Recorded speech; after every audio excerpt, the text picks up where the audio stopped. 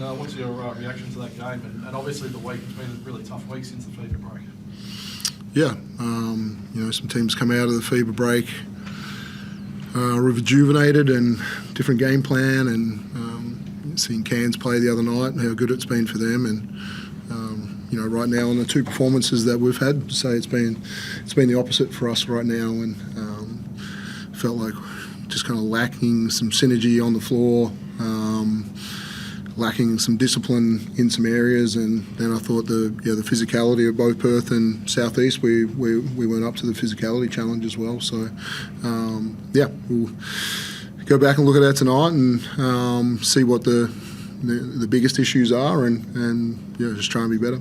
What was the thinking behind the dramatic change in the starting lineup? Yeah, I just thought, obviously, CG was super sick in Perth, and whether he should have played or not, but he's always put his hand up and tried to play.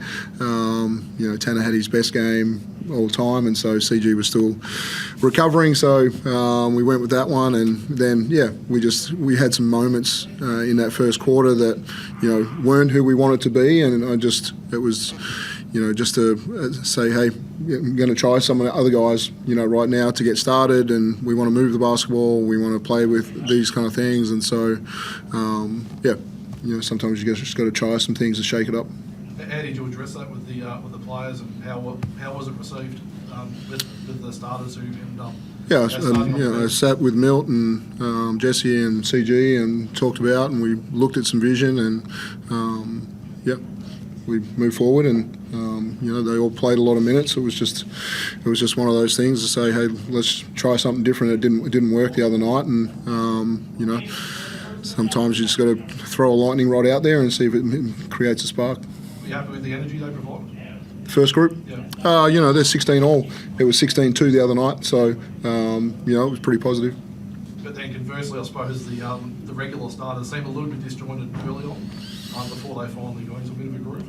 Yeah, they've got some work to do just to get the best out of each other, and so we've got to keep having conversations. We've got to keep looking at the actions that they're in, and we just got to find this. There was a spark, in this team early in the year, and so got to show a resilience right now. We've got to create our own energy and celebrate the things that we're doing really well.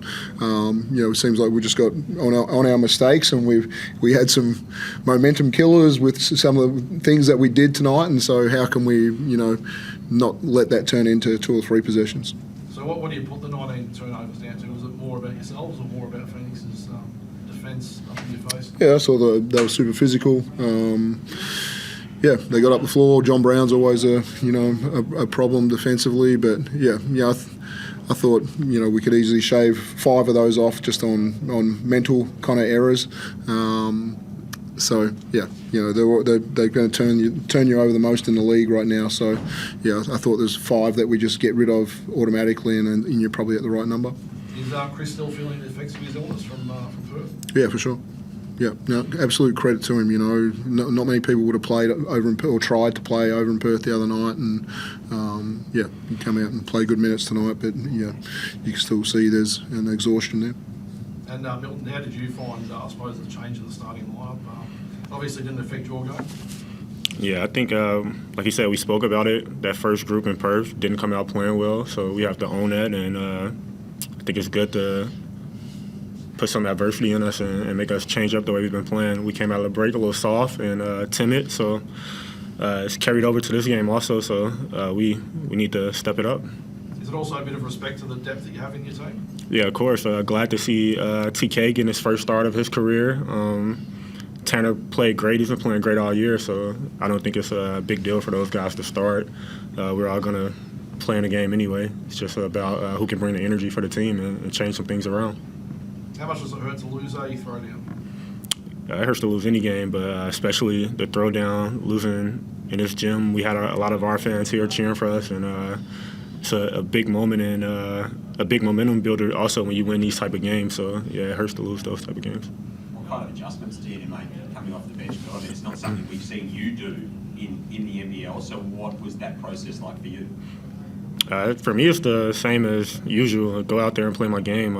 I've played all over the world and been in a lot of different situations. So for me, it's no different. Go out there, do my job the same as any other game. Just really gelling with that group coming in and trying to get guys back on track and just doing my job. Dean, has this sort of caught you by surprise? Like, you know, it's 2 games, right? It's 1 weekend of basketball, but did you see some slippage before the break, or has this been since the break that you've sort of come back in and gone, this isn't where we want it to be? Yeah, you know, we couldn't. I thought the way we started the season was amazing. And, you know, we're beating teams by 17 and, you know, getting massive leads, and, you know, we knew that wasn't.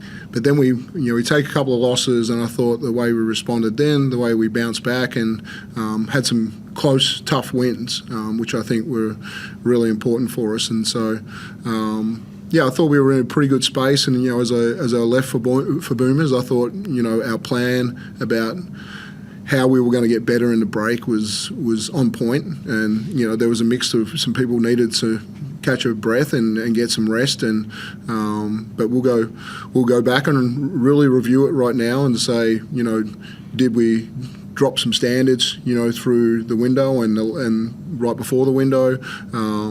You know, obviously we have, because we're not the same team coming out the other side. So, you know, we'll go pick that up and rectify those things as a culture within our club, and then, you know, in turn that'll turn into us getting a greater synergy on the floor.